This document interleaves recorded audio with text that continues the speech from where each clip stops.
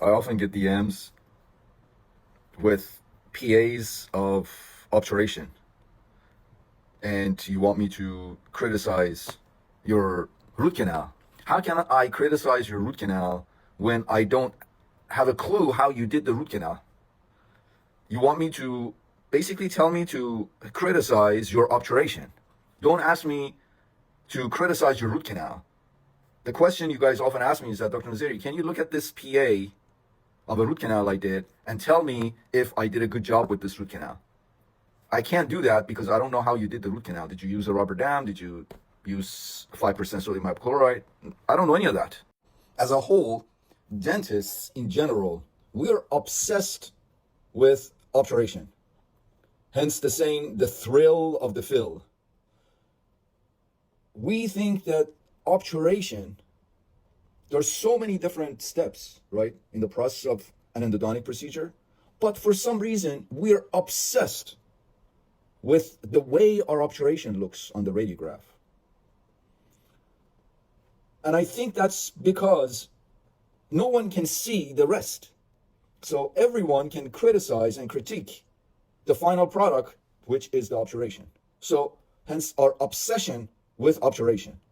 Not realizing that obturation is important, but it's not as important.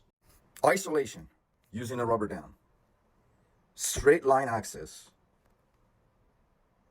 Locating all the canals. Creating a predictable glide path. Enlarging and tapering the coronal to mid-third of the canals to estimated working lengths. Establishing the proper working lengths using our apex locator. Using 5% sodium hypochlorite throughout the procedure. Using side venting irrigation needles for irrigation. Sonically and ultrasonically activating the 5 or 6% hypo. Recapitulating. You instrument, irrigate, recapitulate, irrigate again, and then you go to the next file and repeat the cycle.